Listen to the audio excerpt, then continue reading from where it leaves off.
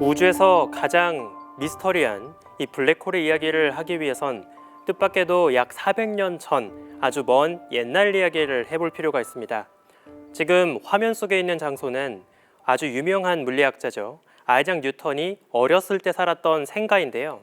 그의 집 앞에는 하나의 커다란 사과나무가 심어져 있습니다. 전해지는 전설에 따르면 어린 시절 뉴턴은 이 나무 아래 앉은 채 정수리를 꽝 때린 사과를 보고 중력, 만유인력이란 힘의 존재를 깨달았다고 전해지죠. 하지만 좀 실망스러울지도 모르지만 이 뉴턴과 관련된 영웅담은 사실은 가짜입니다. 실제로 뉴턴이 기록한 여러 기록과 책들을 보면 실제 뉴턴이 했던 고민이 무엇이었는지를 알 수 있는데요. 사실 뉴턴이 했던 고민은 단순히 사과가 왜 떨어질까가 아니었습니다. 뉴턴이 했던 고민은 바로 이것이었죠. 사과처럼 작고 가벼운 물체도 지구의 중력 때문에 땅으로 떨어진다면 하늘에 떠 있는 저 커다란 달은 대체 어떻게 두둥실 떠 있는 것일까? 바로 이것이 실제 뉴턴이 했던 고민이었습니다. 그렇다면 뉴턴은 달이 떠 있는 이 신비로운 마법에 대해서 어떻게 답을 찾게 되었을까요? 한번 뉴턴의 머릿속으로 들어가 보도록 하겠습니다. 뉴턴은 아주 간단한 상상 속의 실험, 즉 사고 실험을 제안합니다. 일단 높은 산이 하나 있고요. 그 산 꼭대기에 대포를 설치합니다. 그리고 나서 적당히 화약을 넣은 다음 대포를 빵 발사하죠. 만약 대포알의 속도가 그리 빠르지 않다면 이 대포알은 얼마 가지 않아서 산기슭 바로 앞에 콩 하고 떨어질 겁니다. 만약 대포알의 발사 속도를 조금 더 빠르게 한다면 아까보단 조금 더 멀리 날아가겠죠. 더 강하게 대포알을 발사한다면 역시 더 먼 거리까지 날아가게 될 겁니다. 너무나 당연하고 간단한 생각이죠. 자, 그런데 지금 제가 쭉 설명드린 이야기에는 한 가지 중요하지만 우리가 망각하기 쉬운 사실이 하나 있습니다. 이 그림을 잘 보시면 아래 지평선이 마냥 평평하지만은 않다는 걸 볼 수 있을 겁니다. 그렇죠. 원래 지구는 둥근 공 모양입니다. 따라서 이 지구 표면에 볼록 솟아있는 산 꼭대기에서 대포알을 쏘는 이 사고 실험을 만약 지구 바깥 먼 우주에서 바라본다면 어떻게 보일지도 생각해 볼 수 있겠죠. 멀리서 봤을 때 동그란 지구가 있고 그 지구 위에 하나의 산이 솟아 있습니다. 그리고 그 산 꼭대기에서 점점 속도를 올려가면서 대포알을 발사하는 거죠. 이렇게 쭉 속도를 높이다 보면 언젠간 너무 속도가 빨라진 나머지 영원히 땅에 닿지 못한 채 공중을 빙글빙글 도는 것 같은 이런 움직임을 만들 수 있게 될 겁니다. 바로 여기에서 뉴턴은 아주 놀라운 통찰을 하게 되죠. 뉴턴이 했던 간단한 수학적인 계산을 제가 한번 쉽게 그림으로 표현해 보겠습니다. 만약에 땅에 떨어진 사과를 들고 달 정도 높이까지 올라간 다음 다시 떨어뜨린다고 생각을 해볼게요. 그러면 지구 중력 때문에 사과는 처음에는 느리게 떨어지다가 조금씩 속도를 높이면서 아래로 꽝 하고 떨어지게 될 겁니다. 흥미롭게도 뉴턴은 사과와 똑같은 높이에 떠 있던 달이 시간이 지나면서 어떻게 움직이는지를 계산해 본 결과 사과가 떨어질 때와 같은 정도로 높이가 쭉 이동하고 있다는 사실을 발견하게 됩니다. 바로 여기에서 뉴턴은 아주 뛰어난 통찰을 보여주게 되는데요. 사과를 잡아당기는 지구의 중력과 이 달을 붙잡고 있는 지구의 중력은 본질적으로 똑같이 작용하는구나. 즉, 지상계를 지배하고 있는 지구의 중력이든 아니면 지구 주변 우주 전체를 붙잡고 있는 우주의 중력이든 다 본질적으로 똑같은 힘이었구나라는 사실을 알게 되는 겁니다. 그래서 뉴턴으로 대변되는 이 과학혁명의 진정한 의미를 찾아본다면 단순히 중력을 발견했다가 아닙니다. 더 본질적으로 파고들면 지구의 물리학과 그리고 우주, 천상계의 물리학이 하나의 물리학으로 다 똑같이 연결되어 있었다는 사실을 보여주었다는 것이 이 과학혁명의 가장 중요한 발견이라고 볼 수 있겠죠. 이런 놀라운 통찰을 통해서 뉴턴은 달을 비롯한 천체들의 움직임이 과연 어떤 의미를 갖고 있는지에 대해서 놀라운 이야기를 하게 됩니다. 오래전 달은 어떤 신비로운 부력, 양력 같은 힘을 받고 두둥실 떠 있는 그런 마법 같은 존재였습니다. 하지만 뉴턴은 그렇지 않다는 사실을 보여주었죠. 달도 그저 평범한 지구의 중력에 붙잡혀 있을 뿐이었습니다. 단지 너무나 먼 거리에서 큰 궤도를 그리면서 아주 빠른 속도로 돌고 있다 보니까 영원히 지구 땅에 닿지 않고 둥둥 떠 있는 것처럼 보였을 뿐인 거죠. 즉 다르게 말하면 궤도 운동이라는 것은 바로 끝없이 이어지는 영원한 자유낙하라고 볼 수 있습니다. 실제로 지금 소개드렸던 이 뉴턴의 대포알 실험은 뉴턴이 남긴 물리학계의 바이블이라고 볼 수 있는 프린키피아에 집필된 내용입니다. 이런 고민을 통해서 뉴턴은 무려 400년도 더 전에 지구 주변에 어떻게 해야 인공적인 물체를 띄어 올리고 궤도 운동을 하게 할 수 있을지에 대한 놀라운 통찰을 제시했다고 볼 수 있겠죠. 그렇습니다. 바로 정확하게 우리가 오늘날 쓰고 있는 이 인공위성과 같은 물체들이 이 뉴턴의 발견을 그대로 이용하고 있다고 볼 수 있겠죠. 이처럼 지구 혹은 태양, 어떤 천체의 중력을 최소한으로 벗어나기 위해서 필요한 그 최소한의 속도를 물리학에선 탈출 속도라고 부릅니다. 우리가 인공위성을 쏠 때 그 막대한 로켓 엔진을 사용하는 이유 역시 지구 중력을 탈출하기 위해서 필요한 탈출 속도 이상의 속도를 내기 위한 것이죠. 따라서 탈출 속도 이상으로 더 빠르게 속도를 만들 수만 있다면 무엇이 됐든 다 지구 바깥으로 날려 보낼 수 있게 되는 겁니다. 저는 이처럼 천문학이라는 거대한 자연과학이 어떻게 해서 우리 일상에 도움을 주느냐라는 질문을 받을 때마다 이 뉴턴의 발견이 보여주는 사례야말로 가장 모범적인 답안이라고 생각을 합니다. 생각해보면 뉴턴은 그 옛날 400년 전 어떻게 해야 내가 다른 나라에 살고 있는 친구들과 실시간으로 메시지를 주고받을 수 있을지, 다른 대륙에서 열리는 축구 경기를 어떻게 해야 라이브로 볼 수 있을지 이런 고민을 한 건 아니었습니다. 완전 지극히 굉장히 쓸데없어 보이는 질문을 던진 거죠. 왜 어째서 사과는 땅으로 떨어지지만 달은 하늘에 떠 있을까? 이런 질문을 던졌을 뿐입니다. 하지만 뜻밖에도 그 쓸데없어 보이는 자연에 대한 질문이 결국에는 400년이 지나서 우리 인류에게 아주 실용적인 분야로 발전되어 버린 것이죠. 자, 그렇다면 인공위성 이야기를 짧게 해봤으니까 좀 더 극단적인 상태를 생각해 볼까요? 만약에 지구보다 더 중력이 강한 존재가 있다면 그 강한 중력을 벗어나기 위해서 필요한 최소한의 탈출 속도 역시 점점 더 빨라지게 될 겁니다. 그런데 아인슈타인이 이야기했듯이 우주에서는 절대 넘을 수 없는 속도의 한계가 있죠. 바로 빛의 속도입니다. 초속 30만 킬로미터에 달하는 빛의 속도는 그 무엇도 더 빠르게 움직일 수 없는 일종의 우주에 정의된 제한 속도라고 볼 수 있죠. 만약 중력이 너무나 강해서 빛조차 빠져나갈 수 없다면, 즉 그 중력을 벗어나기 위해서 필요한 최소한의 탈출 속도가 무려 광속을 넘게 된다면 우린 그것을 어떻게 보게 될까요? 오랫동안 천문학자들은 이 빛조차 빠져나올 수 없는, 말 그대로 빛을 내지 않는 어둠 속의 천체를 상상하곤 했습니다. 최근까지 천문학자들은 이러한 천체를 우주, 은하 헤일로 공간을 떠도는 아주 육중하고 밀도가 높은 천체란 뜻에서 마초, 매시브 헤일로 컴팩트 오브젝트, 줄여서 마초라고 부르기도 했습니다. 그리고 오랫동안 이 블랙홀로 대변되는 마초들이 아마 우리가 우주에서 아직 정체를 밝히지 못한 어둠 속의 질량, 암흑물질의 주류가 아닐까 이런 기대를 하기도 했었죠. 하지만 안타깝게도 마초만으론 우리가 기대했던 전체 암흑물질의 양을 채울 수는 없는 것 같습니다. 최근의 관측에 따르면 암흑물질 중에서 마초가 채울 수 있는 그 질량은 겨우 1에서 2%에 불과하죠. 따라서 여전히 블랙홀은 밝혀지긴 했지만 아직 암흑물질의 비밀은 밝혀지지 못했다고 볼 수 있겠습니다. 자, 그렇다면 이 어둠 속에 숨어서 빛조차 내어주지 않는, 빛조차 허락하지 않는 이 무시무시한 블랙홀의 존재를 대체 천문학자들은 어떻게 찾을 수 있을까요? 그 비밀은 블랙홀의 아주 극단적인 중력에 있습니다.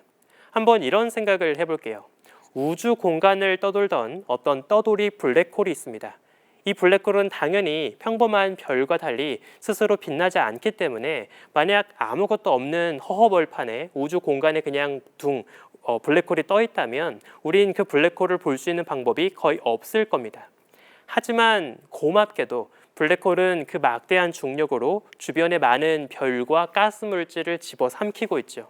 그래서 이처럼 높은 속도로 붙잡힌 채 블랙홀 주변을 맴돌고 있는, 그래서 뜨겁게 달궈진 물질의 원반을 천문학에선 강착 원반, 어크리션 디스크라고 부릅니다. 이 강착 원반은 어지간한 별 표면에 버금갈 정도로 아주 뜨겁게 달궈지죠. 따라서 블랙홀 자체는 거의 점에 가깝게 뭉쳐서 빛을 토해내고 있지 않지만, 블랙홀 주변을 에워싸고 있는 도넛 형태의 강착 원반은 매우 밝게 빛을 낼 수 있습니다. 자, 그런데 이 강착 원반을 만약 관측한다고 하면 여기에서 아주 재미있는 현상이 벌어집니다. 아까 제가 짧게 말씀드린 것처럼 블랙홀은 매우 극단적이고 강한 중력을 행사하고 있죠. 따라서 자신의 뒤에서 날아가는 빗줄기조차 거의 반대 방향으로 휘어져 날아오게 할 정도로 아주 극단적인 영향력을 행사할 수 있습니다. 우리가 이러한 효과를 중력이 렌즈처럼 빛을 휘게 한다라고 해서 중력 렌즈 현상이라고 부르죠. 자, 만약에 아주 작은 초고밀도 코딱지에 해당하는 블랙홀이 있고 그 블랙홀 주변에 강착 원반이 밝게 빛나고 있는 상황을 한번 가정해 보겠습니다. 그리고 우리가 그 강착 원반을 관측하는 거죠. 만약 블랙홀 주변에 시공간이 왜곡되지 않고 아주 극단적인 중력 렌즈가 전혀 벌어지고 있지 않다면 우린 그냥 평범하게 안 보이는 블랙홀 주변을 도넛 모양으로 에워싸고 있는 밝게 빛나는 고리, 강착 원반을 보게 될 겁니다. 마치 토성에서 토성의 몸통만 쏙 빼고 고리만 남아있는 모습처럼 보여야 되겠죠. 하지만 여기에서 중력 렌즈 효과가 함께 벌어지게 되는데요. 어떤 식으로 벌어지게 되냐면 너무나 극단적으로 중력이 빛의 경로를 휘어놓고 있다 보니까 원래는 보여선 안 되는 그 강착 원반의 고리 부분의 빛이 위쪽으로 한번 휘어지고 아래쪽으로도 한번 휘어지게 됩니다. 그래서 약간 비유하자면 고리 위에도 일종의 머리띠 같은 허상이 하나 만들어지고요. 아래쪽에도 턱받이 같은 허상이 만들어지게 되는 거죠. 위아래 반원의 형태로 만들어진 이 고리의 모습은 동일한 뒤쪽에 숨어있는 고리 일부분의 빛이 두 쪽으로 왜곡이 되어서 만들어진 동일한 부분의 허상이라고 보시면 되겠습니다. 자, 지금 제가 그림으로 간단하게 보여드린 이 블랙홀의 이미지를 잘 보시면 어딘가 익숙한 것 같다는 생각이 들지도 모르겠어요.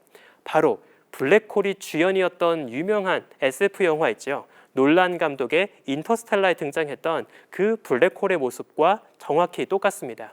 바로 이런 이유 때문에 당시 영화에서 표현했던 블랙홀의 모습이 단순히 검은 구멍 주변에 빛의 고리가 맴돌고 있는 모습이 아니라 위쪽으로도 일부 빛이 왜곡이 되어 있고 아래쪽으로도 일부 빛이 왜곡이 된 이런 독특한 모습이 되었던 것이죠. 만약 나중에 다시 영화를 보게 되신다면 왜 영화 속 블랙홀이 저런 모양이었는지 이제 이해하시면서 보실 수 있을 거라고 생각이 듭니다. 저는 이 중력 렌즈를 통해서 블랙홀의 앞통수, 옆통수, 그리고 뒤통수까지 모든 방향의 얼굴을 한 화폭에 볼 수 있는 이 모습을 볼 때마다 바로 큐비즘을 대표했던 화가죠. 피카소의 작품이 떠오르곤 합니다. 그래서 약간 재밌게 비유하자면 우리가 촬영하고 있는 이 블랙홀들의 모습은 중력이라는 붓을 통해 그려낸 시공간의 일그러진 효과, 우리가 동시에 여러 방향의 모습을 한꺼번에 볼 수 있게 만들어준 시공간의 입체파, 큐비즘 작품이 아닐까라고 생각이 듭니다. 그리고 놀랍게도 인터스텔라 영화가 등장하고 나서 얼마 지나지 않아 바로 2019년 인류는 처음으로 블랙홀의 모습을 관측하는 데 성공하게 되죠. 보시면 가운데 검은 구멍이 뻥 뚫려 있는 것을 볼 수가 있는데요. 실제 블랙홀은 아마 그 구멍 속에 숨어 있을 겁니다. 다만 아까 말씀드린 것처럼 블랙홀 자체는 강한 중력으로 빛을 토해내고 있지 않기 때문에 우리가 아무리 좋은 망원경을 쓰더라도 블랙홀 자체의 모습을 보는 건 불가능합니다. 그래서 사실 당시에 공개되었던 이 빨간 도넛 모양의 사진 역시 엄밀하게 본다면 블랙홀 자체의 사진을 찍었다기보단 블랙홀의 강한 중력 때문에 주변에 일그러진 빛의 허상, 빛의 그림자를 봤다라고 보는 게 더 정확할 것 같습니다. 우린 비록 아직까지 또 앞으로도 아마 블랙홀이란 괴물 자체의 목구멍을 들여다볼 수는 없겠지만 그 주변 입술 자국까지는 볼 수 있게 되었다라고 볼 수 있겠죠. 그렇다면 이 우주에서 가장 무시무시한 존재, 블랙홀은 대체 어떻게 탄생하게 되는 걸까요? 흥미롭게도 우주에는 블랙홀이 크게 두 가지 종류가 있습니다. 아마 많은 분들이 생각하는 블랙홀의 탄생 과정은 오래전 아주 무거운 별이 강력한 초신성 폭발과 함께 빵 터지면서 가운데 남긴 아주 높게 응축된 찌꺼기가 블랙홀일 것이다 라고들 많이 알고 계실 텐데요. 사실 이 이야기에는 크게 두 가지 함정이 숨어 있습니다. 우선 첫 번째, 우주에 존재하는 두 종류의 블랙홀 중에서 이건 하나의 종류만 설명할 수 있습니다. 우주에는 크게 질량의 규모에 따라서 블랙홀을 두 가지로 구분하는데요. 우선 첫 번째, 기껏 해봤자 태양 질량의 10배, 20배 정도로 그리 무겁지 않은 질량의 블랙홀들이 있습니다. 우리가 이런 블랙홀을 별 수준의 질량을 갖고 있다라고 해서 별 질량, 항성 질량 블랙홀이라고 부르죠. 이것 말고 훨씬 더 압도적인 질량을 갖고 있는 블랙홀이 있습니다. 이런 블랙홀은 보통 태양 질량의 수백만 배에서 수억 배 이르는 훨씬 무거운 질량을 갖고 있죠. 그래서 너무나 무겁다 보니까 초대 질량 블랙홀, 슈퍼 매시브 블랙홀이라고 부릅니다.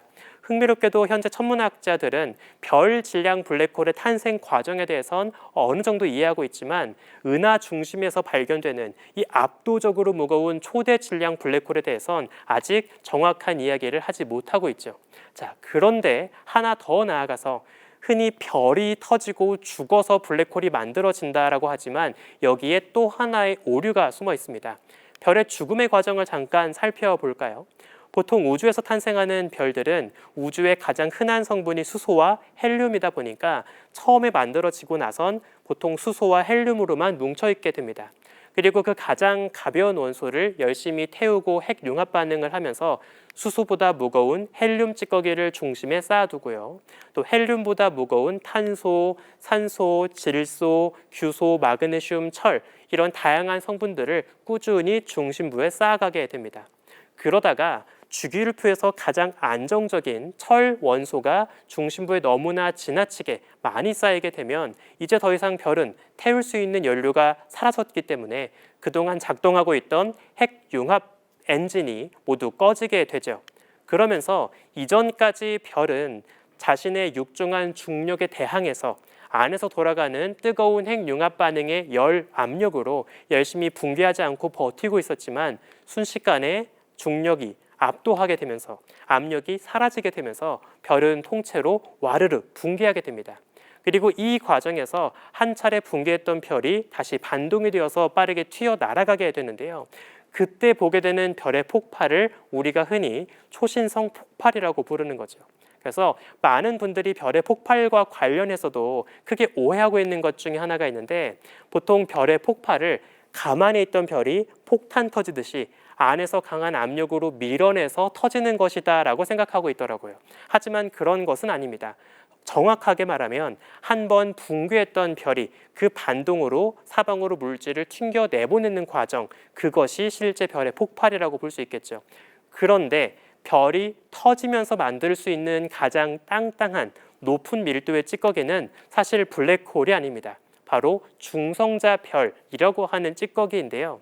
너무나 높은 밀도로 별 내부를 짓이기고 있다 보니까 평범한 원자를 이루고 있던 플러스 양성자와 마이너스 전자가 완전 엉겨붙고 농축되어 버립니다.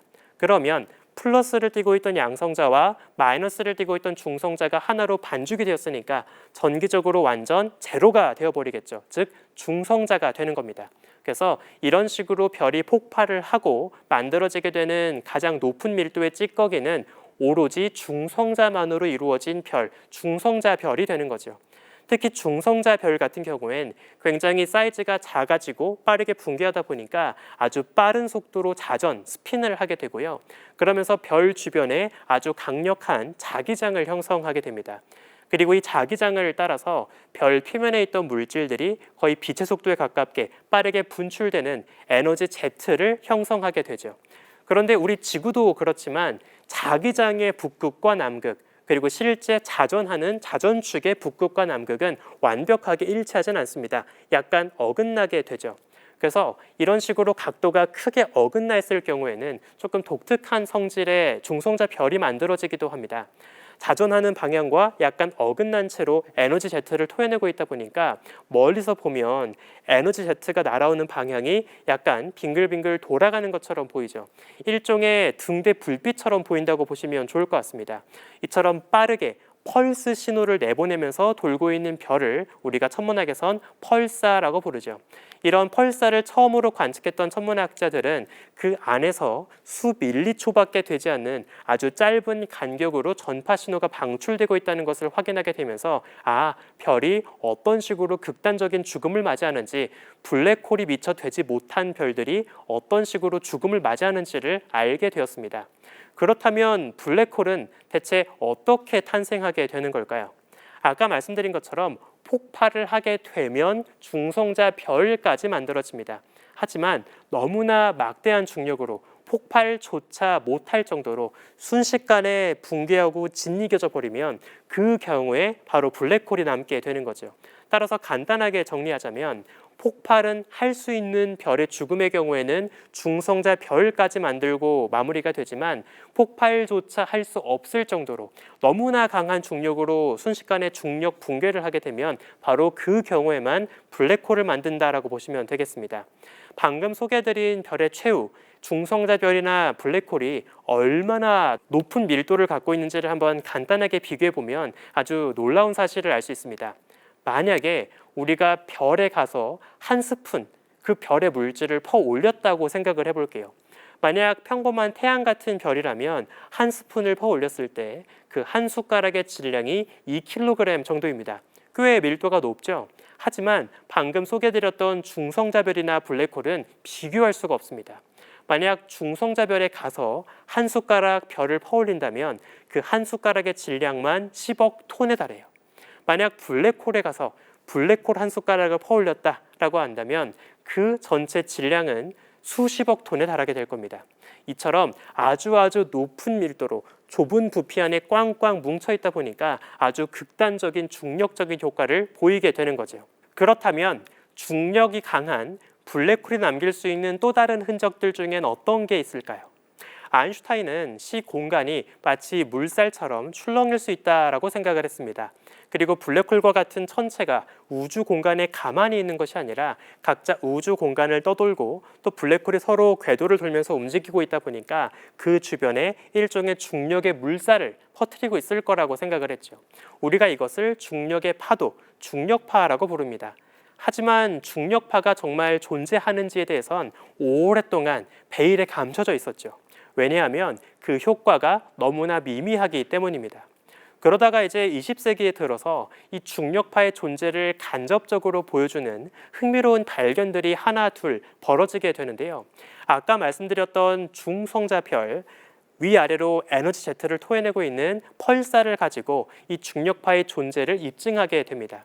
만약 펄사가 혼자 있지 않고 주변에 다른 별과 함께 궤도를 돌고 있다라고 생각을 해볼게요. 그러면 두 별이 우주 시공간에서 함께 요동치고 궤도를 돌면서 조금씩 에너지를 사방으로 잃어버리게 됩니다. 그리고 이때 전파된 에너지는 중력파라는 물결의 형태로 우주 시공간을 타고 전달되게 되겠죠. 이 과정에서 점차 에너지를 잃게 된 이 동반성과 펄사는 조금씩 궤도가 변하게 될 겁니다. 놀랍게도 천문학자들은 거대한 전파망원경 관측을 통해서 이 펄사의 공전 주기가 조금씩 변하고 있다는 걸 확인하게 되죠. 그리고 그 모델은 정확하게 중력파를 통한 에너지 손실을 적용했을 때 설명할 수 있었습니다. 이 놀라운 성과를 통해서 지금 보고 계신 두 명의 천문학자들이 나중에 노벨 물리학상의 주인공이 되기도 하는 거죠. 만약 그렇다면 중성자별보다 조금 더 극단적인 중력을 행사하고 있는 블랙홀 정도라면 훨씬 더 강한 버전의 중력파를 직접 찍을 수 있지 않을까요? 그래서 천문학자들은 우주 공간의 물살을 직접 확인하기 위한 일종의 우주 부표를 띄우기로 합니다. 이런 식으로 생각해 보면 좋을 것 같아요. 만약에 아주 먼 태평양 한가운데 덩치가 큰 상어 두 마리가 서로 짝짓기를 하기 위해서 춤을 추고 있는 겁니다. 그런데 만약에 아주 잔잔한 바다라면 그 상어 두 마리가 춤을 추면서 퍼져나간 물살을 우리가 예리하게 감지할 수도 있겠죠. 물론 거리가 멀어지면 멀어질수록 물살은 점점 약해질 것이기 때문에 아주 민감하게 떨릴 수 있는 그런 우주 부표가 필요할 겁니다. 마찬가지로 만약 우주 멀리 수억 광년 거리에 두 개의 블랙홀이 존재하고 있고 서로가 서로의 곁을 맴돌면서 궤도 운동을 하고 있다면 그때 사방으로 퍼져나간 중력파를 우리가 감지할 수도 있겠죠.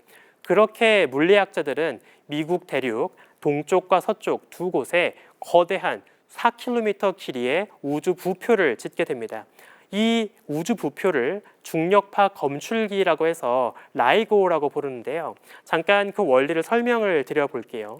이 기다란 4km의 길이를 따라서 양쪽 방향으로 레이저를 발사합니다. 그리고 그 끝에는 아주 매끈한 거울 장치가 있죠. 만약 중력파가 지구를 휩쓸고 지나가서 이 검출기도 약간 출렁이게 되고 레이저가 날아가는 경로에 차이가 생기게 된다면 각각의 니은자 방향으로 날아갔던 두 레이저 빗줄기의 파형에 약간의 어긋남이 발생하게 될 겁니다. 만약 중력파가 출렁이지 않았다면 모두 정확히 똑같은 거리를 날아온 빛을 보게 될 것이고 파형은 정확하게 일치해야 되겠죠. 근데 만약 한쪽 방향으로 중력파가 출렁거렸고 그래서 길이의 변화가 생겼다면 우린 그 두 가지의 빗줄기를 확인했을 때 파형에서 일종의 어긋남을 볼 수 있게 될 겁니다. 이를 통해서 아주 작은 스케일에서 떨리고 있는 흐름을 감지할 수 있게 되었고요. 이를 통해서 드디어 천문학자들은 두 개의 블랙홀이 충돌하면서 우주 전역에 퍼뜨렸던 중력파를 실제로 검출하기에 이르게 됩니다. 당시 검출에 성공했던 이 중력파는 태양 질량의 20배에서 30배에 달하는 두 개의 거대한 블랙홀이 서로의 곁을 맴돌다가 꽝 합쳐지면서 일부 질량이 사라지고 그 질량에 해당하는 에너지가 중력파 형태로 퍼져나갔던 것으로 지금 추정을 하고 있습니다. 그래서 한 가지 재밌는 생각을 해보면 당시 중력파가 퍼져나갔던 그 시점에 우리 지구 전체도 우주식 공간과 함께 출렁였다고 볼 수 있거든요. 그래서 우리는 지구 위에 올라탄 채 미처 느끼지 못했겠지만 당시 중력파 검출기가 모두 출렁이면서 중력파가 검출되었던 그 순간 우리는 이 지구 위에서 함께 잠깐 키가 작아지고 커지는 그런 미세한 떨림을 경험했다고 볼 수 있습니다. 이처럼 이제 천문학자들은 단순히 고전적인 전자기파, 가시광선, 전파, 적외선, 자외선 이런 전자기파 형태로 전달되는 빛뿐 아니라 우주식 공간을 타고 전달되는 중력파라는 에너지의 형태로도 우주를 감시하고 목격할 수 있게 되었습니다. 과연 앞으로 인류는 블랙홀 속에 또 어떤 비밀이 숨어 있었는지, 또 블랙홀이 어떻게 탄생하고 우리의 진화에 어떤 영향을 주었을지 과연 알아낼 수 있을지 여러분들도 계속 주목해 주시면 좋을 것 같습니다. 그래서 오늘은 우주에서 가장 미스터리한 존재 블랙홀에 대한 이야기를 여기서 마무리하면서 오늘 여정 여기서 끝내도록 하겠습니다. 감사합니다.